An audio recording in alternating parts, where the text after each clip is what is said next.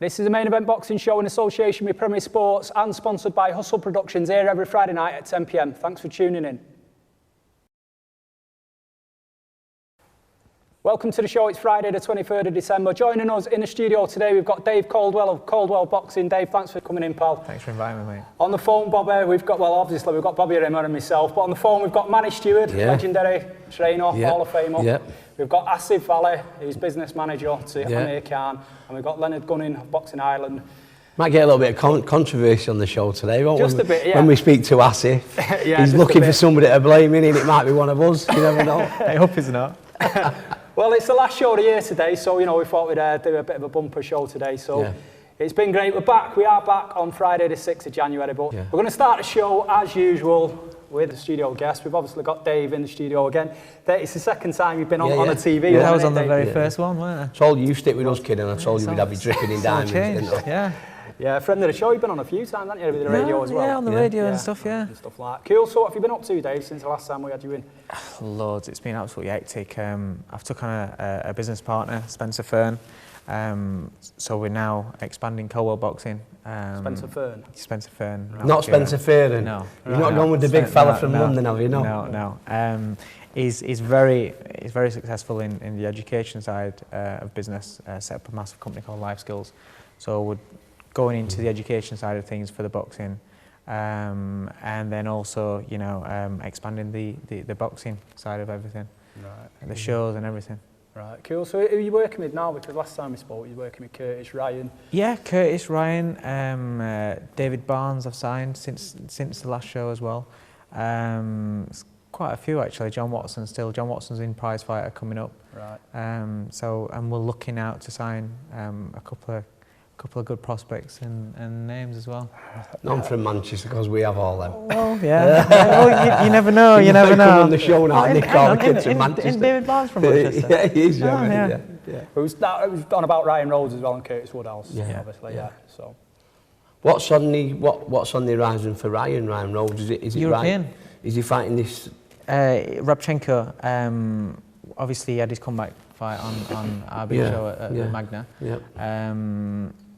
That was a really good comeback fight for him. I mean, he fought Jammeh before Kaminsky. Came through that well. And the European title fight, we're looking at March. It's a tough fight. The kid comes to fight, but he can hit a bit, can't he? Yeah, he should outbox him. He should do it and run it. He's every time you see him, Ryan, he looks absolutely fantastic, doesn't he? I mean, last time I seen him was obviously at Brian's fight. He did the commentary on Brian's fight, and I saw him afterwards, and he really makes me envious. He don't get any older, does he? He just keeps rolling on and rolling on. He was at the Jolly Boys as well, wasn't he? Well, I spoke to him about that. I didn't know. I didn't go to the Jolly Boys first time. I've not been, but he always looks. He obviously must look after himself outside. Yeah, he does. I mean, he's back ticking over in gym at the moment. Just training. He's coming in a bit later and training with Keep Fitters, just a little bit of messing about, sparring and stuff like that, just to keep himself well oiled, so to speak. Yeah, well, at that age, he's got to. At his age, everyone he fights is young up and coming kids, aren't they? You know what I mean? So, and this Rabchenko, it can either be a really easy fight or a hard fight, can't it? Depending on what Ryan makes it, Yeah, definitely. I mean, the way that we see it is, come in just for fun now for next month or so. And then once he's got a date, buckle down. He'll have already, he's kept his weight in check and he's still a little bit sharp. Will it be in England, the fight? They're looking like it. Because I think that Rick promotes him. Yeah, he does. Yeah, so he's got both men. So I would be very surprised that it's not. I think a deal will be made. Not a problem, and it'll be over here, probably in Sheffield, maybe. Fantastic night for Sheffield boxing, that. Have you moved to new premises recently as well? Yeah. Set up a lovely gym. It took a bit of converting and stuff, but it's all done now, and it's the main thing for me. Like is home it's warm. now, Converting what from? It was. Don't start with my gym now, you. No, listen. My old gym was much colder than this. It was absolutely freezing. It was a big space. And it was just freezing, and there was no gas on site, so we had no chance of ever getting it warm. So this is no gas on here. Oh, nightmare. It's all electrocutors in here. Yeah, it's all right if you guys have got hair, but when you've got bald head like me, it's freezing. So, has promoting got any easier, Dave? Because obviously it was a tough time with the recession and all that lot we've had over a couple of years. Is it getting any easier with the promoting side? No. No, not at all. Not at all.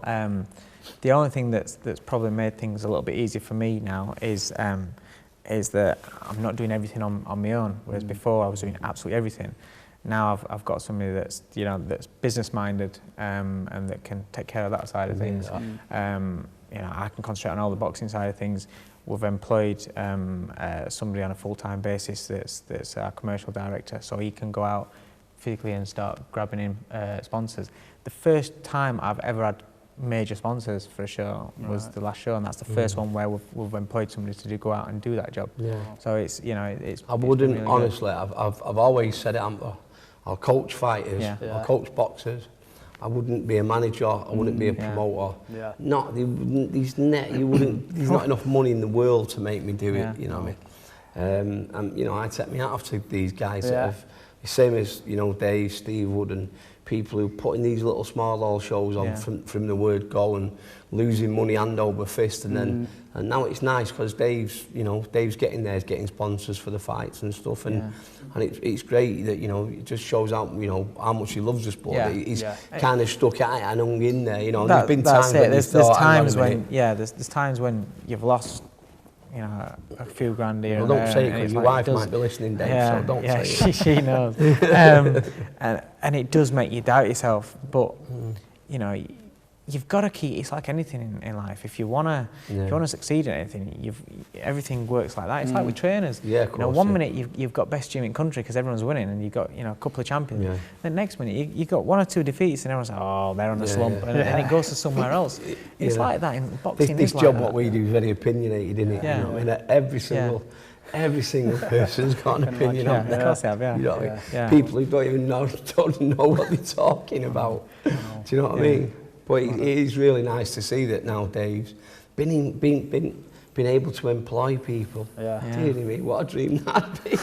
I do everything. You've got to speculate to accumulate, haven't you? Yeah, me, I do everything here. The only help I get in here is my daughter's come and clean the gym for me, you know what I mean? No, don't get me wrong, I mean, on the boxing side of things, I've done everything, everything is, I match my own fights and, on the shows and everything. It's just the business side of things now. It's a case of where we're expanding. This thing with the education side of things with kids, they're going to get a qualification. They're going to learn how to teach, all that side of things, and it's a good thing to get involved in. A little bit of news as well. There's what I've got to tell you. There's a new youth centre opening called Factory Youth Zone, and it's just at the side of where Bernard Manning's old club used to be, in our parade there, and they've got a boxing gym in there, so I'm the boxing coach in there, in this youth club. It's like keep kids off the street and stuff like that. It's needed. Yeah, well, we need it, don't we, after all the riots and that? Somebody needs to do something, don't they? So that's like, it's a regular paying job that I've got. I'm a youth worker, do you know what I mean? And also in here, 2 days a week, I'm looking after these young offenders. So it's the first, I can't believe it, I'm actually getting regular money going in the old bank like every month. When we first opened the Phoenix camp, me and Billy, we bought, we paid to have the Phoenix camp built and stuff like that, and then, there was no money in it for me. It was just every month, all my savings going, and we had the pub. The pub kept it afloat for me, you know what I mean? And then I made it even worse. I left and built my own gym and started again. It was like, dear me, you know what I mean? But so I think it's becoming, we've got a lot. People like us have got a lot to offer these kids. A different kind of way of life. To show them that there is a different way out there. But people have a misconception about boxing. They think it's all about fighting. Violence and all it's not. It's about looking after yourself and keeping yourself fit, self-confidence, looking after yourself, and just to go on about it a little bit. You wouldn't believe that to wear a gum shield you've got to have good teeth. Yeah, exactly. Because if you haven't got good teeth, you can't bite down on a gum shield. Obviously, your teeth do it. So these kids who have now got to look after the teeth so they can wear a gum shield. It's madness, you know, and kids don't even see that. Do you need a boxing coach sort of badge? You know, like you do in football, you know, you get like a coaching badge and stuff like that. Do you get that in boxing? No. Well, you need a CRB check, don't you? You know, no, but I mean, to be like a professional boxing coach. The board have brought in a trainer's course. All right, yes, so a trainer's course. We have to go and sit through so it's not just some you know, what do you think we've just walked off the street? No, well, I didn't know. I've never really heard of anyone having badges and all that. Like, right. You don't have a badge. We don't wear the badge. You get a laminate, which, you know, and that's it. You don't get a thing for your blazer anymore like we used to do. Doing 50 metres at school. Yeah. But yeah, you have to get a cornerman's licence and you have to do courses and you've got to go first aid courses and stuff like that, haven't you? Because you're dealing with people who are actually punching each other dead hard in the face, aren't you? So there is going to be at some point. Some harder than others. There's these points in the gym when you think, ooh, what's happened there? Have you ever had anything like that, you know, where you've kind of been, whoa, what do they do here? Where you've had to kind of administer. You know what I did once? Listen, what I did once in the other gym down there where you went to earlier on. I had about 20 kids in the ring, all gloved up, all little kids, showing them like how to move the feet and stuff like that. And the phone went in the office. So I went to answer the phone, I was like on the phone, and I come back and it looked like someone threw an hand grenade in the ring. They all just sat about each other, you know, with the gloves on. And when the mums and dads come and pick them up, it's like, you know, like, you know, it's all like, dearie me, I mean, you know, you'd obviously get kids getting knocked out in sparring and stuff like that, and it's, you need to know what to do, don't you? Yeah. Just going back to you, Dave, is there any sort of look on the TV front? Because I remember last time you was in here, you were saying, you know, you're crying out for TV, really. Because that's where you make your money in it, really. It is, I mean, it's very hard without television to promote. The last show that we did had, you know, Ryan Rhodes, Curtis Woodhouse, David Barnes, Aunt Bill. It was a really good bill for television. But because it didn't have a title fight, a major title fight attached to it, then, you know, it weren't something that Sky wanted to do. But Sky, you know, they sent up the ringside cameras, and we got a really good feature on ringside, which was wicked. Feedback, the next show that we're doing in Bolton, I'll have David Barnes on, it'll have Prince Aaron on, you know, and then people like Chris Johnson and people like that. So it's going to have some good names on as well. And then a week later, we've got Woodhouse against Cook. Then we've got an English title fight with Max Maxwell on as well. So I'm looking at just keeping going, putting on good shows with names, you know, start bidding for fights as well, and, you know, trying to get hold of a title fight. So then we can go to TV and say, you kind of need a champion in your camp, don't you, to kind of get TV dates, and that's kind of alleviated it a little bit for Steve now that Brian's got the British title. And but you know, it's a crying shame because the Manchester Channel, do you remember when that came along?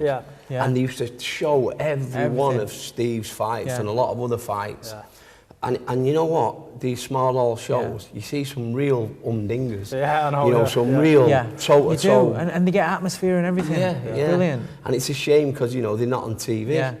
I mean, what I'm going to end up, you know, what we're doing for the next two shows is we're going to have, it's not going to be live streaming, but what we're going to do is we're going to record all the fights and then get it out onto our website probably from the next day, 24 hours on, so people will be able to watch the show the day after if they're not there live. So at least it'll get some coverage in that way, and it's good for, you know, it'll be good marketing tool for sponsors. Do you think that's why? I mean, do you think there's more TV coverage in America?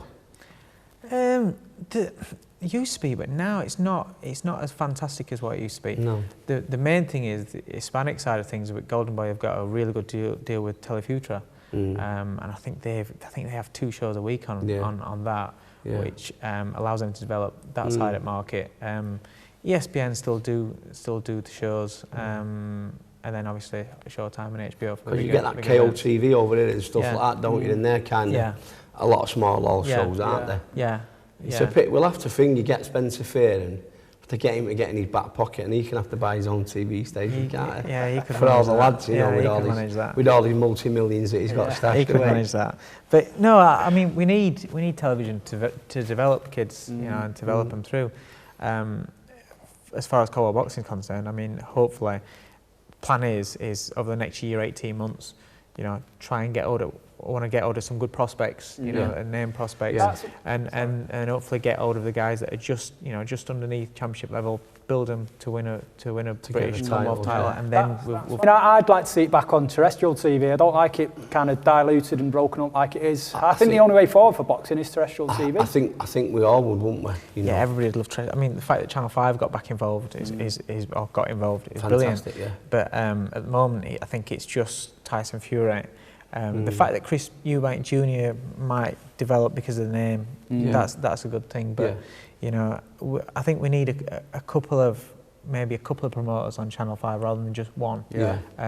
But Sky, as long as Sky are in love with boxing, I think, you know, that's the key element to it, because I don't think terrestrial TV will stay in for the long haul if things start to go wrong, if Tyson Fury gets beat, if Eubank Jr. doesn't develop as he should do. You know, I think they're only... They're kind of putting the eggs all in one basket, aren't they? Instead of, you know, you'd think they'd take somebody on board, wouldn't you, and say, right, somebody who actually does know about boxing, and say, right, well, you pick us 5 or 6 lads who you think are going to do well, and we'll kind of follow their careers, you know, and follow them through the small hall shows and stuff like that, because you kind of you'll get a crop of Olympians, and they'll all go to the people, the big money promoters.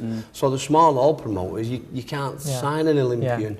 There's not enough money. The thing is as well that it's only my opinion, but I know speaking to a lot of people, they seem to agree, is as a boxing fan, forget about working in sport, but as a boxing fan, would you rather see a fight like Woodhouse against Cup that you know is going to be a tear up, right? It's an even match fight, or would you? That's not a title fight. It's just a 10-round fight, good old-fashioned 10-round fight, or would you like to see a fight where you've got a name fighter boxing for a Commonwealth title against some African that you've never heard of, or you know, a prospect fighting a guy that's from Latvia coming over to fall down? Which one does the TV viewers want to see? You know? That's why Tyson Fury and Chisora went down well. Because you know, even if you wasn't a great boxing fan, it was one of them. Wasn't it? Of course, You know, dearly me, it wasn't even a great fight, really, was it? Just not technically, not technically, brilliant to watch as a fan. Fantastic to watch as a fan. So if they could take that on board and pick so many kids that are, you know, good amateurs that are turning pro, that have probably not actually got to the Olympic stage, but you know, good, solid, honest fighters. You know what I mean? Well, I think there's a lot of mileage in that. Is the kids, like you're saying, all the Olympians, people like myself, we ain't got a prayer of getting older because they're getting some, you know, they'll get stupid money, and promoters don't want to pay that, and fair enough. But the ones that are just underneath it that have missed out on Olympics, they're the ones that, you know, we've got a chance of getting older. They've still got to fight to get money. And they're the ones that maybe, you know, 3 or 4 of them can develop and follow. So. What's holding it back for terrestrial TV, do you think? Is it money, do you think? Do you think it's just a case of money? I think boxing now, this last year we've had some cracking. I can't wait for fights at year on Sky. Oh no, because it's going to be chock-a-block full of great fights. Because how often have we been saying, oh, did you see that fight? Did you see that fight? Every fight has been brilliant.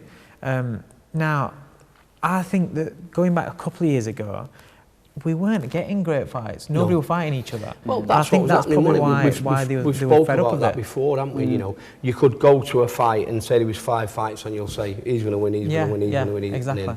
Now it's different, isn't it? Now, you know, even Frank Warren's set the bar really. He put De Gale and Paul Smith together, didn't he? And kind of that set the tone going, you know, of actually putting, you know, good fighters from the same promoter together.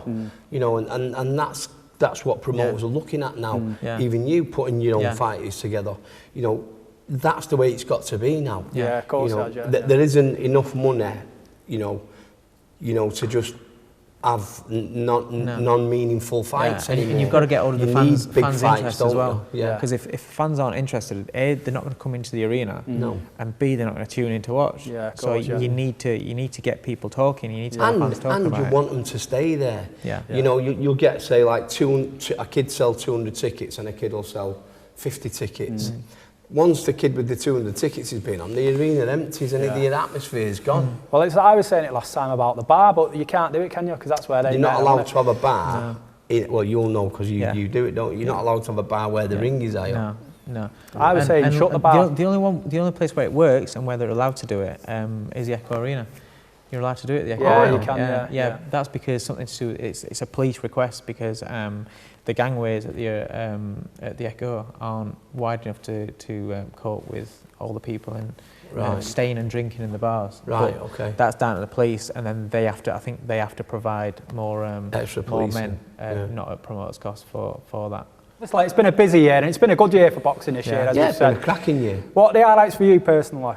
On a personal level, the couple of months that covered the Groves De Gale fight, the Rhodes Alvarez fight, and the Hay Klitschko fight, that to take place in the space of a few weeks, it was hectic. It was 100 mile an hour, but what a buzz! And to be involved at that level, it was just mental in that Mexico, isn't it? Oh, you went, didn't you? Mental.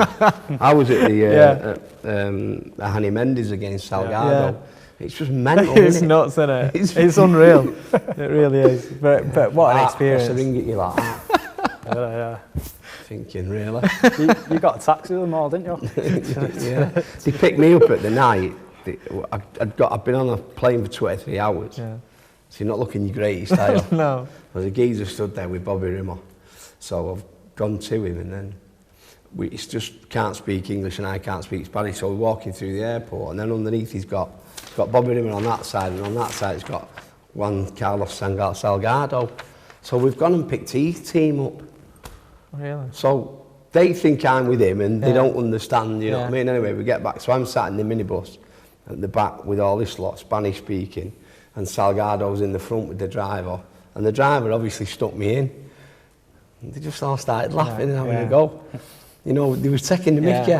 You know, even in Spanish, you know, when you're having the mickey. I know. You know, everyone's looking at you. So, but it was just really, really intense, innit? Yeah, it is. It is. It's different. It's different, but... Is it good different though? Are you kind of glad you've done it? It was great. It was a great experience. Yeah, you can't buy that experience, can you? No, it was a fantastic. Because for them over there, it's like football is to us over there, isn't it? It's number one. It is, definitely. There was, in the Mendes fight, there was shouting as much for Mendes and Salgado as there was for the women fighters. Two women there with IBF belts. You know, fighting and proper fighting, you know, not playing around, proper fighting. Do you know what I mean? Right, wow. So Dave, what's in store then for 2012 then, 2012? For personally? Personally, you know, obviously you're going to be doing more shows. Yeah, more big shows. Like I said, we're going to look at trying to maybe bid for certain title fights and make some title fights and sign some good fighters and some good prospects and build it up. You know, that's what we're looking at doing. Brilliant. Because like I said, the North's answer to Hard Knock, Spencer Fairden's job. Isn't it? You know what I mean? Even Spencer now, you know, you might be a little bit. No, you can't say that. What he's doing is just on a different level. Do you know what I mean? He's got his self-television. He is Don King of England, basically. You know, the way he speaks. You can't compete with that. No, you even can't. when he's making jokes, you can't just have to out-talk him. let him do it. You've got to let him get to the end of his speech. Let the kid go. But he's got everybody talking about boxing, you know, and whether they know anything or not, the people, you know, they're having it, aren't they? They have it, and it's like you know, people on Twitter, on Facebook. Everybody's talking about boxing. That's what we need. He's done the same, Spencer, up there, hasn't he? You know, he's actually gone and worked hard and gone out and got himself sponsors and and it's hats off to Spencer Fairden for what he's done up there. Same as what Dave's doing down here. You know what I mean? It's, of course, you know, both of them have done great, haven't they? Yeah. It's hard work, isn't it? It's hard. Right. Anyway, Dave, we're going to move on with the show. Obviously, you're going to stick around for the rest of the show. Before that, though, we're going to talk to Asif Vali in a second. Do you want to give out the email address, Bob, while we're here? It's www. You still not learned it? Well, stop asking me to do it, and why should I learn it? I don't have to learn it. Sure, I'm only the co-host. If you want me to be the host, I'll learn it, but you be the co-host. Wear a flash shirt if you're a host? Yeah, I'm going to get on the internet like he's done and get myself a nice new shirt and pants and all that. Do not adjust your screen. Yeah, that's the shirt. Yeah. I'd have thought we'd have struggled. It's that loud, that shirt. I was wondering if we was going to wear ourselves. It's all right, isn't it? It's belting that. It's better than Brian's cardigan. You've done very well out of that, son. Right, okay, if you want to get involved with the show, you can check out our website, which is www.maineventboxingshow.co.uk. Also, email in at info@maineventboxingshow.co.uk and check out as well Premier Sports. Yeah, and any modelling jobs, you see Barks there and, there with his new shirt on, his buzzing. Right, we're going to move on. We're going to speak to Asif Vali on the phone. This is the Main Event Boxing Show. This is the Main Event Boxing Show in association with Premier Sports. We're joined on the phone now with Asif Vali, who's the business manager to Amir Khan. Hello, Asif. Hi, guys. Hi pal. Hi, thanks for joining us, mate. Yeah, Asif, it's Bobby Rimmer here speaking, mate. Hi, how are you doing? Yeah, I'm good, mate. Asif, with a little bit of hindsight, do you think it was a good idea fighting Lamont Peterson in his own backyard? Definitely. I think where Amir's career is at the moment and where he was before he lost that controversial decision, he needs to go out and win fights in other people's backyards to keep continuing stepping up the career ladder and challenging people, which helps him to get to his goal, which he wants to achieve. So if he fights in Vegas or if he fights in New York or, if he fights in DC, wherever he's fought before, he has to go and make them challenges, same as Malignaggi did. And, when we went to Madonna in Vegas and with Peterson in DC. Yeah. Did you think that Lamont Peterson was better and tougher than you expected? And did you kind of overlook him a little bit? No, not necessarily. No, we never overlooked him in any way, shape or form. We knew he'd be strong. We knew he would probably have another 10, 15, 20% in him to prove himself in what he's capable of doing. And bear in mind, he came off a great draw with Victor Ortiz, where he fought a tremendous fight with Victor, came back off being on the floor twice and getting a very credible draw. So we knew that he was a strong character in himself, and we knew he'd be doing what he was going to do with Amir. Yeah, and what's the next fight for Amir? Will it be a rematch with Lamont Peterson, or will he be moving up? Personally, obviously, we'd like to see the back end of the Peterson saga. We'd like to see Peterson be man enough to offer Amir a rematch and stick to his word. And what people are forgetting, that it was a great fight. What Khan and Peterson did on the night, everything is superseding with all the ongoings outside the ring and around the ring and the scorecards and the decisions and the fouls and so on and so forth. I think what people, boxing fans, know, it was a fantastic fight, great entertainment, two big warriors that are in the ring. People do want to see that again, and Amir wants to prove himself and wants to make sure that next time round, to get his belts back, he will beat him fair and square without any controversy involved. So ideally, it's the Peterson rematch. And if that comes off, that's great. Yeah. If it doesn't come off, then we'll plan a different career for him here. Yeah. You're appealing against the decision. Is there any developments with that? Just over the last 2 hours, we were on a big conference call with the media, and the appeal for the IBF and the WBA has gone into both the sanctioning bodies.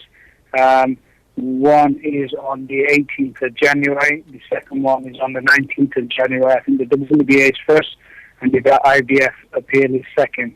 What we're going to be doing is being we'll be going to the appeal. We'll be putting our case forward for the reasons why we think, one, that the decision should be overturned, and our reasons for why, and two, our reasons for the rematch. At this moment in time, Peterson, Don Variant are forthcoming in the rematch, and obviously what they're doing is they're sitting out trying to see what's available for them, which is what they are entitled to do. However, with so much controversy around the fight itself, then the best thing to do is to get the rematch in arrange, and then it's all for nothing for both fighters, I think. Yeah. Of course, yeah. If the obviously you mentioned there, you touched on it a little bit earlier on. If you can't get the rematch with Lamont Peterson, is Amir going to move up in weight? Well, we're gonna consider our options. We've not thought further than getting a rematch in place. We'll know for sure what our position is by the 19th of January, and by that time, around the corner is the Garcia Marquez fight on the 28th of January, I think. There's a belt on the line there. That may be an option. We have options available. He may move up to 147. We may take another path in getting Amir to where he needs to get to off a loss.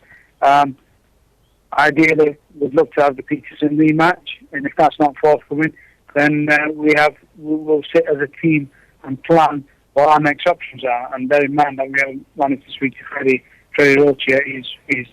He'll be involved in the discussions as well. Yeah, okay, great. Excellent. Okay, Asif, thanks for joining us today, pal. We're going to leave it there with you. Have a nice break over Christmas and New Year, and hopefully we'll speak to you again about it, when you've got it all lined out in the new year. Sure, no problems. All the best to all your listeners and viewers that are there, and thank you very much for getting us on the call, and all the best for 2012. All right, okay, thanks. Happy Christmas, mate. Okay, that was Asif Vali, business manager to Amir Khan. He answered all the questions, didn't he? What was kind of asked, but yeah. I don't know, Dave. Do you think they're going to overturn the decision and no, I can't say you've lost and he's won? It never happens, does it? It doesn't happen like that. I think they're just going to have to hope that they do get a rematch.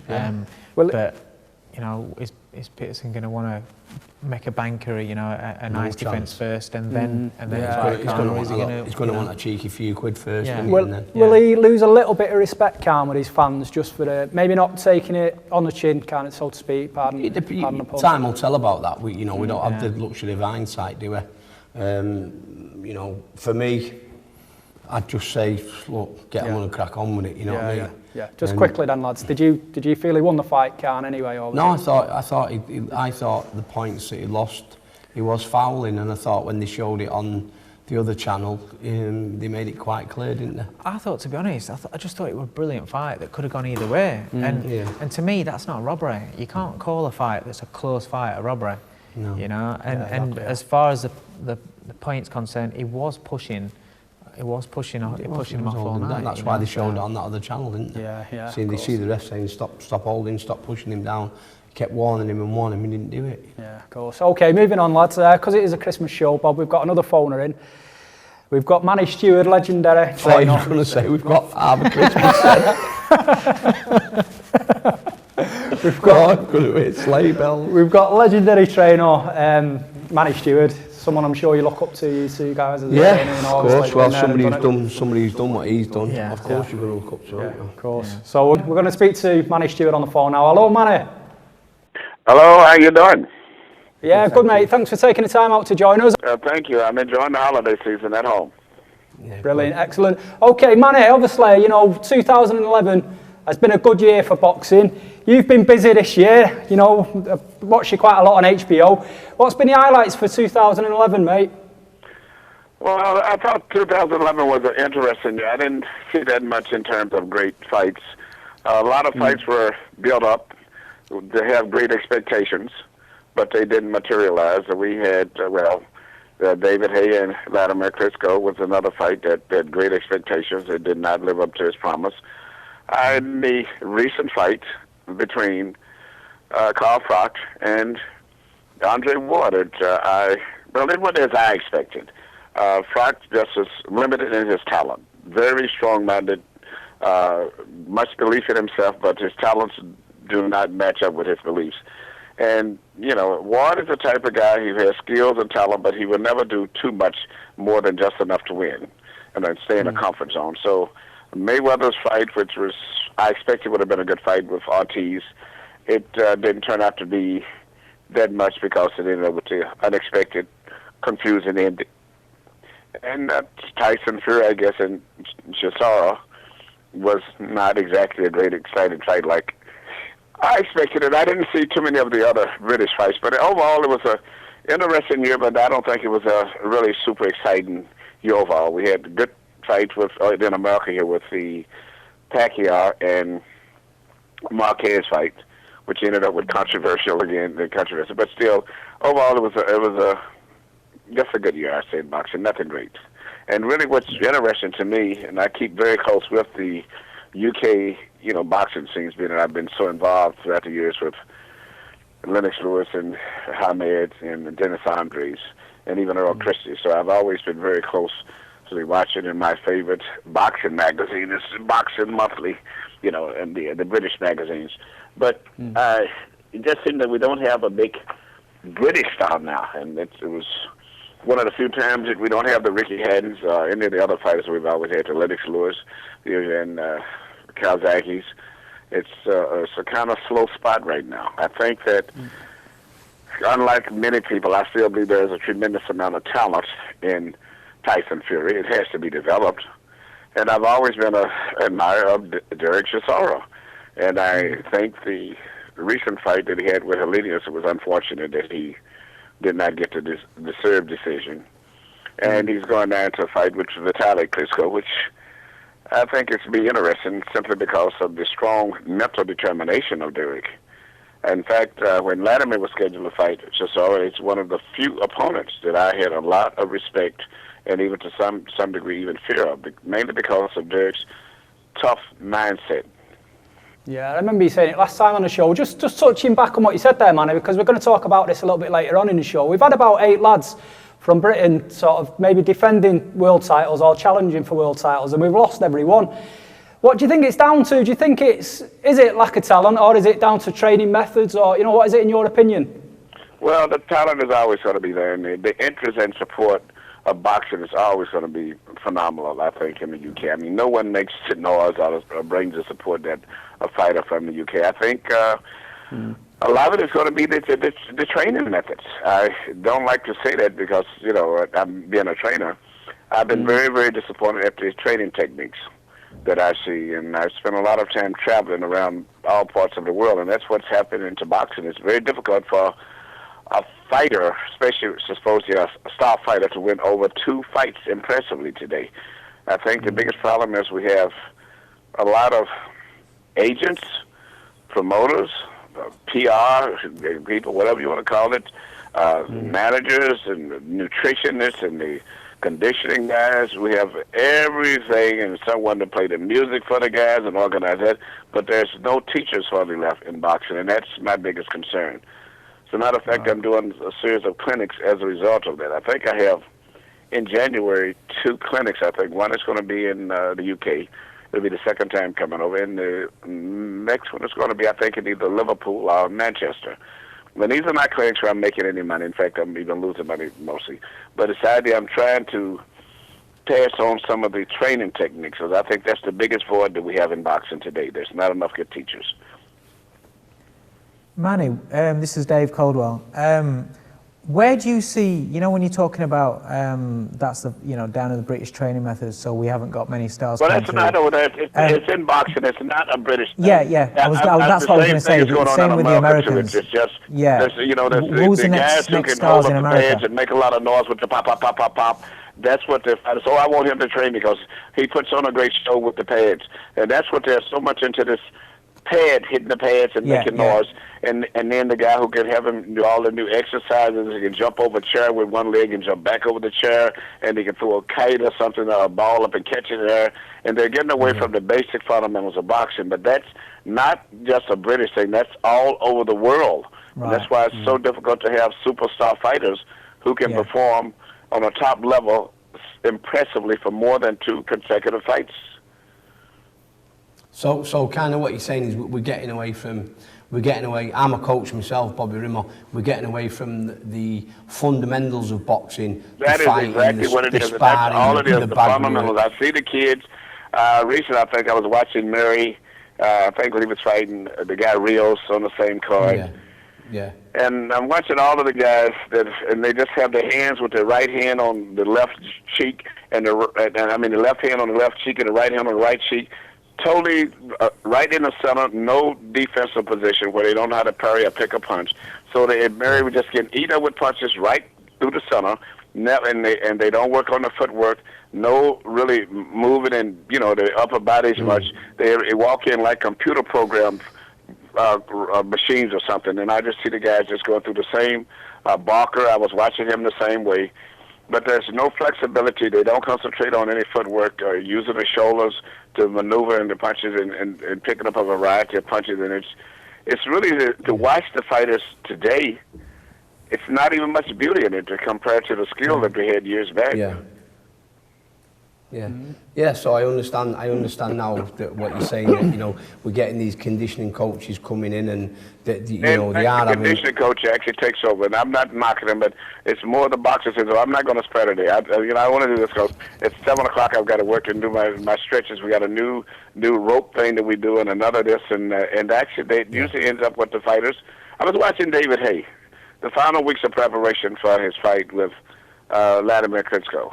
And we were watching, and Latimer said, "Look at what they're doing there at the gym. Every minute he's looking to the conditioning guy. What do we do next at the gym? What do we do?" I said, "Right, that's what they're doing today." And instead, Latimer boxes 12 rounds, about 3 times a week. And in the morning, we go to the gym. He wants to just watch films and try to work on another technique. But a lot of the guys are wanting to do all of the exercises and. One of the few trainers I know. To be fair, David A. does do a lot of actual boxing technique work with Adam Booth. To be fair, he does do his conditioning stuff, and that's maybe the bits that you see. And then when they get in the ring, the timing and the coordination is all off. That's right. His timing is off. His legs, David's legs was too far apart.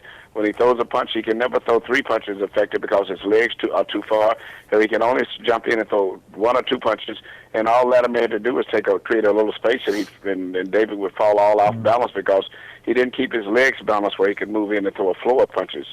But it's those little small techniques that make a big difference. And we have the same quality fighters over there that we've always had. It's just the basic fundamental techniques have got to be focused back on again, and not trying to worry about making a lot of noise hitting on a pad and putting on a show of lifting up weights and on the machines and things of that nature. And that's what's hurting boxing so much. Yeah. Okay. I kind of feel with a lot of the British fighters you get, not all of them obviously, and I'm not kind of slating any trainers or anything like that. It kind of looks like we kind of go for the pressure fight or the Ricky Hatton style, kind of Well, Ricky Hatton was a very special guy, very extremely. I remember the first time I met him when I was with Prince Asim Hamed, and we were, I think, over in Sheffield, and I saw him come to Manchester. Just high energy, one of the very unusual kids that they come along real rare. The day that we were training at the gym, it was mainly the focus on Thomas Hearns and the Prince.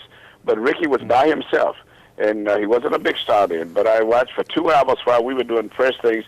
He was like a fanatic by himself, beating on the bag, skipping ropes, just such high energy. Fortunate for him, he was able to convert that energy into a situation where he became a very wealthy and famous man. But he's one of those rare guys you run across once in a while. Of course, yeah. Okay, Manny, moving back to this year then and boxing overall. Who's been the standout boxer for you this year? I don't recall it. That's really unusual. No, Manny Pacquiao has been, for the last 2-3 years, he's been standout, but this year was nothing that special. And I had really high hopes on Amir Khan, and I see Amir has not progressed the way I expected and hoped. Amir Khan, who has the ability to be one of the biggest stars because just the charisma, his personality, but as his boxing style, I see him running in and running with his punches now. He's not taking time to move in and let his punches flow. He's like moving and moving and moving, and he's running in pushing punches and then trying to get away again as if he's trying to get points and not fight like a good, solid professional fighter with all of the talent he's got. I loved him more, I hate to say this, as an amateur. The last year in the amateurs, I was more impressed than I have been the last year in professional. But I thought that he was going to be a big, big superstar to carry on and the way that De La Hoya had been. And with his height and his just his style and his colorfulness, he still has the ability, but he's going to have to make some major changes, though, in his style of boxing and not be so vocal all the time and complaining and criticizing. It does not do much for his image. Yeah. Just talking about what you said then before then about the fundamentals and stuff like that, because obviously Amir Khan's with one of the, the kind of one of the best coaches in the world in Freddie Roach.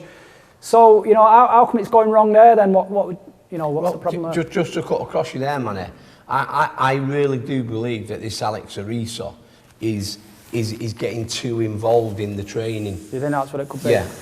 Manny, I believe Alex Ariso is almost taking over now.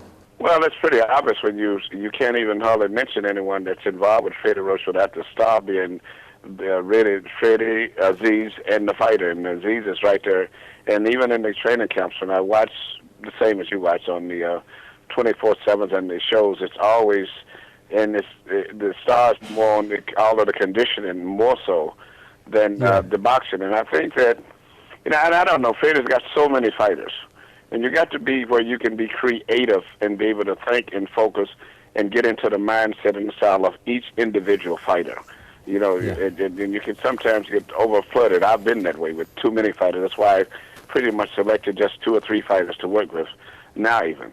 And, I tell you, two of the biggest stars that I have saw, I think, personally, that I'm big fans of as far as talent, believe it or not, is David Haye. David Haye, sometimes I've really thought, I said, I would love to have worked with him, but because of the situation. And also, Amir Khan is another big talent.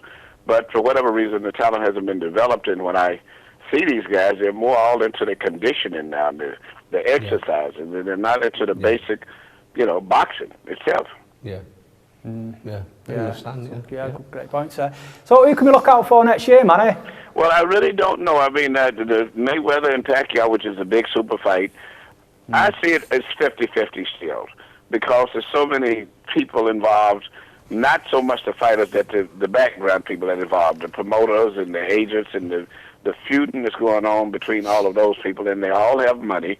And Manny, without fighting Floyd, is still making, I guess, close to $15 or $20 million on a regular basis, and vice versa. So, they may or may not fight. I'm very disappointed that we don't have too much coming up in the UK. I think you have a fighter named KO that I want to watch a little closer. Yeah, it's coming here, Mikael Brooks, yes.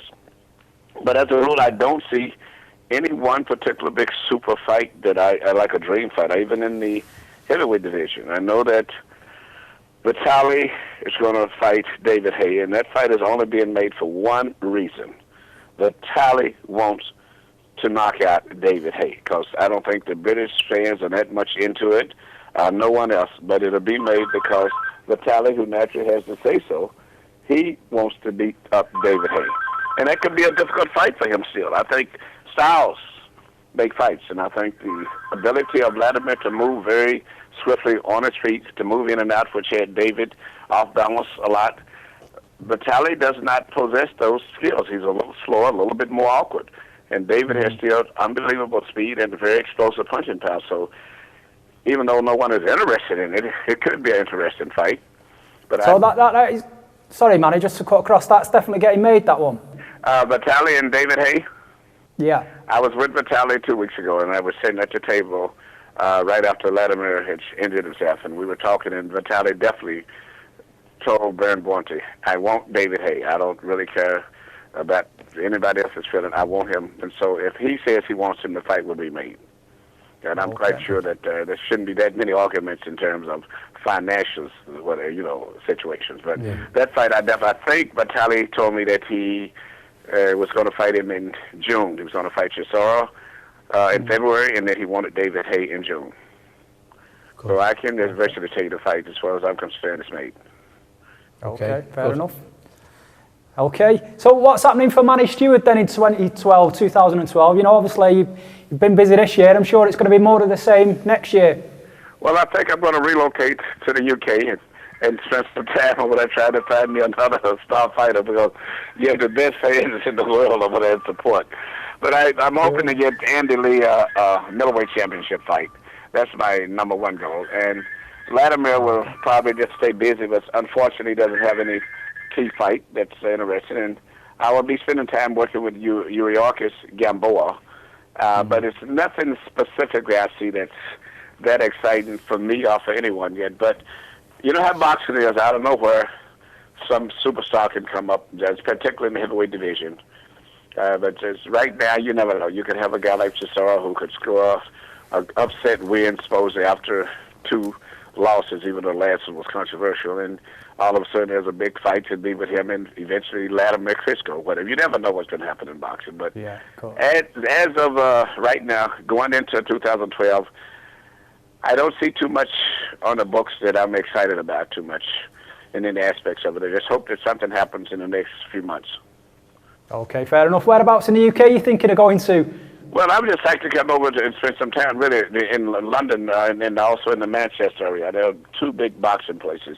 I would like to really open up a real good Kronk gym or something and spend, like I'm on holiday time now, where I would just come and spend more time over there, because my dream is to have me another big star one day from somewhere over the UK area.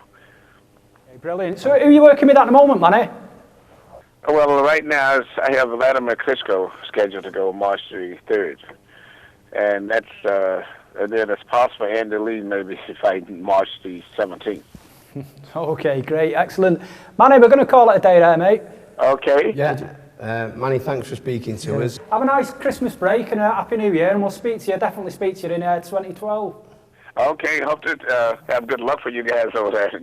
And maybe this time next year when we talk, we will be on a happier note in terms of the British fighters. Yeah, and you never know, you might be able to put in an actual personal appearance next time. Yeah. Okay, then. Okay, guys. Okay. Happy holidays to everybody over there. Thank you. Bye, Cheers, mate. pal. Bye. Okay, that was Manny Steward on the phone. Joining us he made some good points. Yeah, apart from where he's going to come over and take over England. He better have to stay where he is, aren't he, old Manny lad? Bundle of sunshine for British boxing he was. Yeah. Well, what do you, I mean, because I kind of agreed with some of the points he made, though, you know, maybe is it a little bit of mental stuff, you know, I don't know. I mean, there's something going wrong. We can't gloss over and say... That's going wrong in my gym, son. No, I'm not saying... Let me tell you here and now, there ain't nothing going wrong in my gym. We've had eight or nine lads who've challenged for world titles. I haven't. No, I'm just talking in general for British boxing. It's not personal, Bob. Well, I take it personal when someone says like that. Yeah. When Manny Steward says he blames it on the coaches, I take that personal. Yeah. Okay, moving on then, lads. Over the weekend, we had a result from the States. Carl Froch, Andre Ward. Obviously, it didn't go to plan for Carl Froch. Just quickly on that, lads, you know, is Andre Ward the new Mayweather? Because, you know, it was quite a convincing win, really, wasn't it? You know, Carl wasn't out of races that day. I thought that was a very similar situation to what Ryan was with Alvarez, where no matter what Carl did on that night, he weren't beating Andre Ward. It was just that one step, just a little bit too much better. Kind of nullifying everything Carl. And that's what he's good at doing. He's good on his inside as well. He's a good inside fighter. Even when Carl got him where he wanted him to have a bit of a fight, boom, he was gone. He didn't stand about. I think he's just got that style on it that it's just going to be one of them awkward styles for Carl. You know, he's not got a big ego, has he, Andre? No. He hasn't got a big ego. You know, just because you want him to stand and have a fight with you, he ain't doing it. First time he looks like he's in that position where Carl Froch wanted him, bang, gone. Saying that though, he did kind of stand his ground. He fights on his terms when it suits him. His inside fighting is very good. He's good at getting out ropes and bullying out ropes, but everything is on his terms. When he wants to get off a move, he will get off a move. But when he wants to stand in pocket, he will do. But he's very much, you know, people saying, "Oh, is he the next Mayweather?" The one thing he's got in common with Mayweather is that he won't take unnecessary risks. You know, he'll do things when he wants to do it, not when you force issue. Also, Kell Brook as well was on the bill.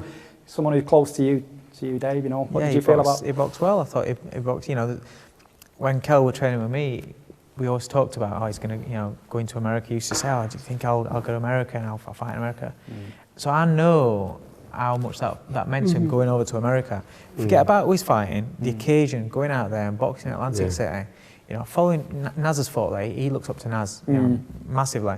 And going over to Atlantic City and fighting there on a massive bill, on a massive show, there was always going to be a lot of nerves there. But I thought he handled the occasion really, really well. And his left-hand work was absolutely fantastic. It really was. Yeah. Well, he beat a guy called Luis Galazzi with a TKO in the 5th round. Obviously, like you say, it was a nice controlled performance from Kel. Obviously, he's going to be challenging for a world title next year. He needs to fight a couple of names or a name, a bit honest. He needs to put himself on the map now, he needs to fight somebody that's come to win, expects to win, not comes to have a go. He needs to expect somebody that expects to beat Kell Brook and a bit of a name to put him on map. Yeah, exactly. And then if he goes through that, then you can start talking about. Would you, Dave, as a trainer, would you kind of give him a warm-up fight? Not a warm-up fight, but would you have another fight before going for the world title? That's what I mean. That's what you mean. He needs a fighter that's even somebody, Shane Mosley can't seem to pull the trigger that much these days. No. Maybe if Kell Brook's as good as what you're going to say, maybe a Shane Mosley fight. A Victor Ortiz is now fighting Berto, so that's out window. But them sort of people with that sort of name, I'm not sold on Malignaggi as an opponent. I don't because like Malignaggi gets, he's been beat, but he kind of he's not somebody that you're going to look dynamite against. You can't look good against Malignaggi, can you? So I'm not sold. I know a lot of people are saying about Malignaggi, but I'm not sold on him as an opponent. Yeah, no, he's not an exciting fighter, is he, Malignaggi? Okay, lads, we've come to the end of the show. Before we go, I'm going to read out the Boxing Monthly quiz winners for this month, Bobby. We've done really well with this, got loads in. Guy called A.W. Owen from Cheshire, Doug Stewart from Haywood, Joe Campbell from Cornwall, Neil Connolly from Ellesmere Port, John Stewart from Aberdeen, and Jamie Kirkpatrick from Preston. Congratulations, lads. Hey, listen, we could do with a couple of girls' names on there, couldn't we, for the next one? True, yeah. So all you I bet the girls have answered them questions and the fellas have put their names on it. All you women boxing fans out there, have a go at this competition. Yeah, of course, yeah. But obviously, we're going to take a break, Bob, for a week. Yeah, we're a couple of weeks off, aren't we? Yeah, for Christmas. Yeah, because, we need a bit of a rest in that, and Barks has got to take his shirt back, hasn't he? And Bobby's got to buy one. If you want to get involved with us over Christmas or you want to get in touch, it's info@maineventboxingshow.co.uk. Like I say, check out the website, maineventboxingshow.co.uk, and check out the listings as well on premiersports.tv, to see when we're about. Like I say, have a nice Christmas. Yeah, happy Christmas. And we'll see you in 2012. Thanks for tuning in. Thanks, Dave. Thanks, mate. Cheers. Thank you very much. Thanks a lot. Cheers, Dave. Merry Christmas to everybody. Yep. We'll see you soon. Thanks for tuning in.